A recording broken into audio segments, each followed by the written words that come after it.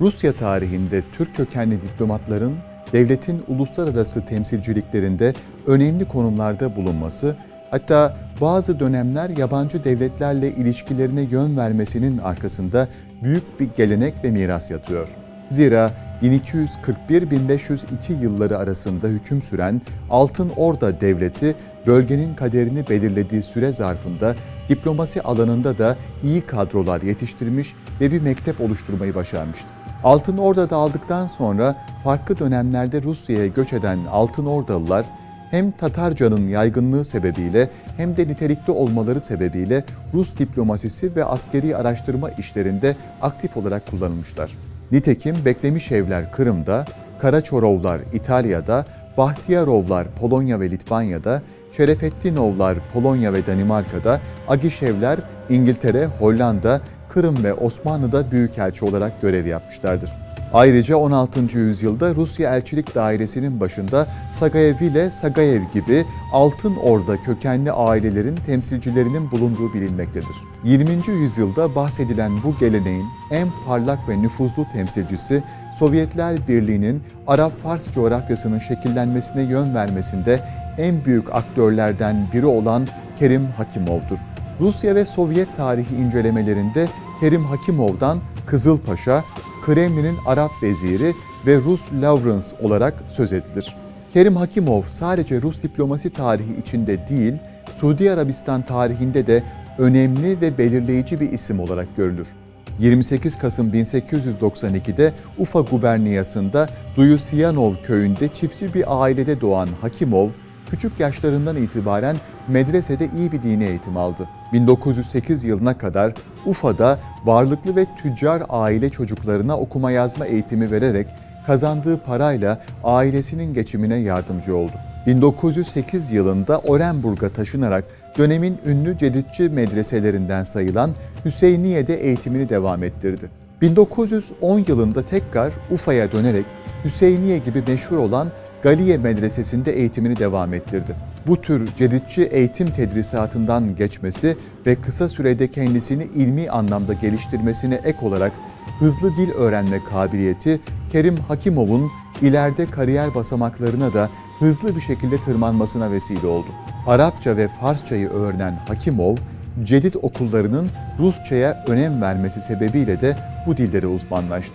1917 Ekim devrimiyle beraber Rusya tarihinin en kaotik dönemlerinden birinin yaşandığı süreçte Kerim Hakimov, Orenburg'da Müslüman Harbi Şurası'nın yani askeri konseyin üyesi seçildi. Başlangıçta Menşeviklerle beraber olan Hakimov, daha sonra Bolşeviklerin safına geçerek mücadelesini onlarla beraber sürdürme kararı aldı. Bolşeviklerin safında hemen fark edilen Hakimov, becerisiyle parti sıralarında hızla yükselmeye başladı. Henüz Stalin'in ipleri eline alıp Mirsaid Sultan Galiyev liderliğindeki Müslüman Komünist ekibi tasfiye etmediği bir dönemde Kerim Hakimov genç yaşına rağmen verilen görevlerin üstesinden başarıyla geliyordu. Hakimov 25 yaşındayken Orenburg Eyaleti Halk Eğitim Komiserliği, 26 yaşında da 1. Volga Tatar Tugayı'nın uluslararası alayında tabur komutanı oldu. Hakimov'un bu dönemleri ateşli bir komünist, enternasyonalist olarak tanımlanıyor. 1919 yılında Kerim Hakimov'u iki görevi aynı anda yürütürken görüyoruz. Birincisi Türkistan Cephesi Genel Başkan Yardımcısı, ikincisi Türkistan Komünist Partisi Merkez Komitesi Sekreteri.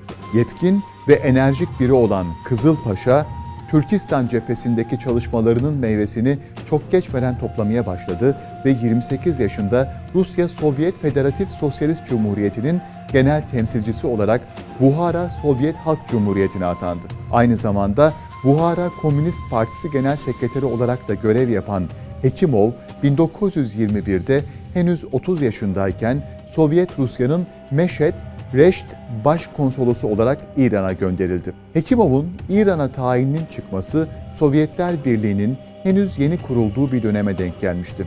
Onun tayininden çok kısa süre önce Kızıl Ordu birlikleri Kafkasya'yı işgal etmiş, Gilan'da Mirza Koçak Han liderliğindeki komünistlerin Gilan Sovyet Cumhuriyeti'ne destek için Enzeli limanından çıkıp Reşt'e girmişlerdi. İngiltere-Rusya nüfuz alanının sürekli çatışma halinde olduğu İran'da Kerim Hekimov'u zor bir görev bekliyordu. Hem İran'daki sol işçi kesimini örgütleyecek çalışmalar yapacak, hem de İngilizlerle Ruslar arasındaki anlaşmanın bozulmaması için gerekli diplomatik faaliyetleri koordine edecekti. Hekimov'un İran'daki diplomatik ve güvenlik çalışmalarıyla ilgili Sovyet Sosyalist Cumhuriyetler Birliği Dışişleri Komiser Yardımcısı Lev Karahan şöyle diyordu: Hekimov'la birlikte İran'da diplomatik misyonumuz yeni bir görünüm kazandı. Çalışmaların seviyesi belirgin şekilde arttı. 1924 yılında İran'daki diplomatik görevinden alınan Hekimov, Sovyet Sosyalist Cumhuriyetler Birliği Başkonsolosu olarak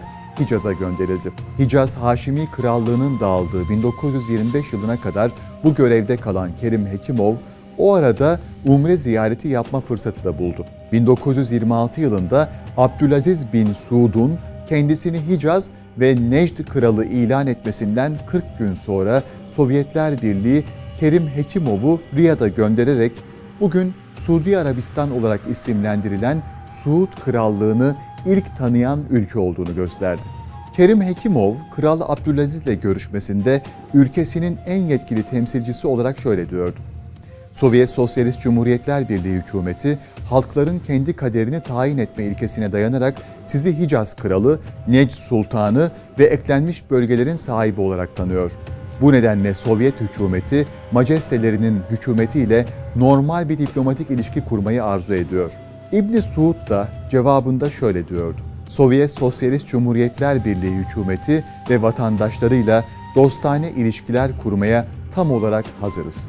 Ve böylece Hekimov'un ölümüne kadar sürecek sıcak ikili ilişkilerin ilk resmi temeli atılmış oldu. Sovyetler Birliği'nin açık desteğini almanın yanı sıra Kerim Hekimov'un sıcakkanlılığı ve dostça tavırlarından dolayı Kral Abdülaziz konuğunu en üst düzeyde ağırladı. Hekimov, başkonsolos olarak göreve başlar başlamaz ikili ilişkilerin güçlendirilmesi yönündeki çabaları ve gayretinden dolayı kısa zamanda hem kralla dost oldu hem de sağlam ve dostane bir çevre geliştirdi. 1927 yılında Odessa limanından krallığın ihtiyaç duyduğu şeker ve un yüklü geminin Cidde'ye ulaşmasını organize eden Hekimov, ayrıca ülkeye tıbbi malzemelerin ithali için sonuç veren girişimlerde bulundu.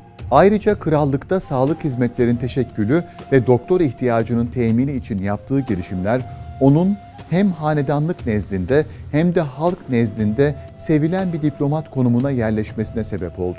Suud Krallığındaki görevinden hemen sonra Sovyet Sosyalist Cumhuriyetler Birliği Dışişleri Komiserliği tarafından 1929 yılında Yemen'e, Sovyet Sosyalist Cumhuriyetler Birliği'nin Orta Doğu temsilcisi olarak atanan Kerim Hekimov, 1931 yılına kadar bu görevde kaldı.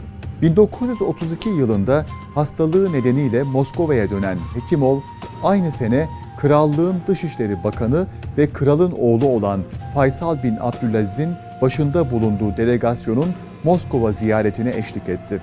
Sovyet yetkililerle temasını sağladı.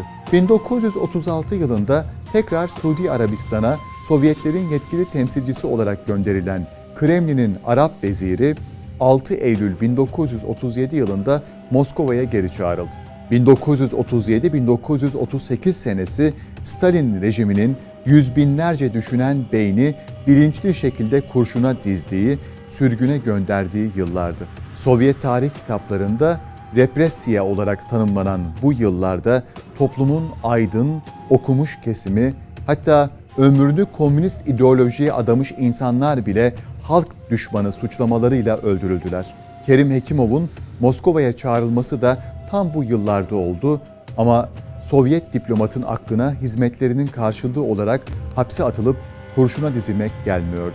Kral Abdülaziz'in ülkesinde kalması ve istediği yerde mülk edinip yaşaması için Hekimov'a sunduğu samimi teklife rağmen başarılı diplomat Moskova'ya döndü. Kerim Hekimov 27 Ekim 1937'de tutuklandı. Casusluk ve karşı devrimci bir organizasyona katılmakla suçlandı. Hekimov'un adı 3 Ocak 1938 tarihli 163 kişilik kurşunlanacaklar listesine 145. sıradan dahil edildi.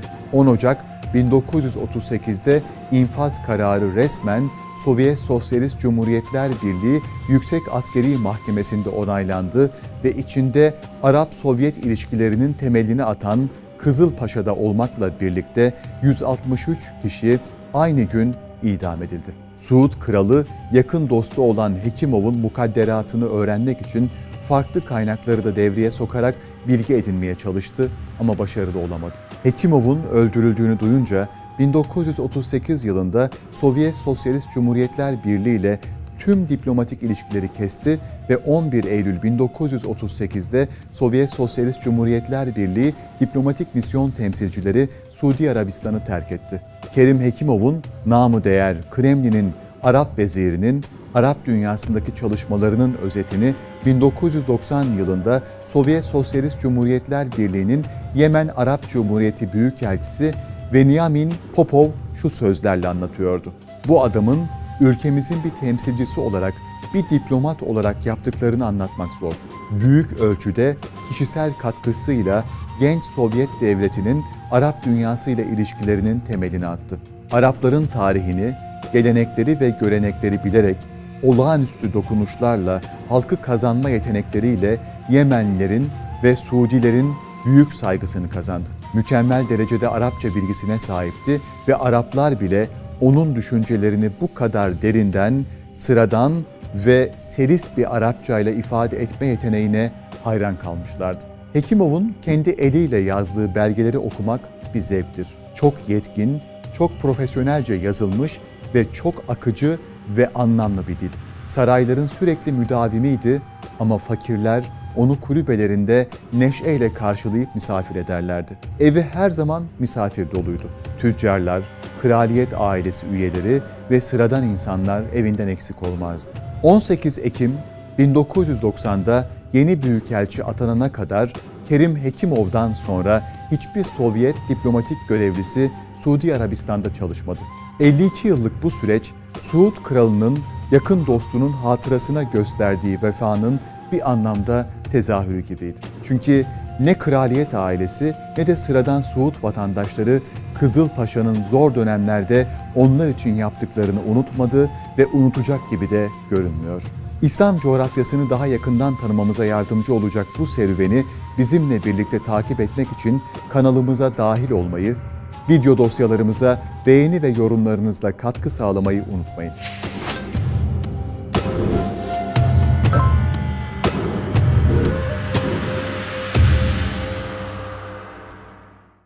Hızlı dil öğrenme kabiliyeti Kerim Hekimov'un ileride kariyer basamaklarına da hızlı bir şekilde tırmanmasına vesile oldu. Arapça ve Farsçayı öğrenen Hekimov, Cedid okullarının Rusçaya önem vermesi sebebiyle de bu dillere uzmanlaştı.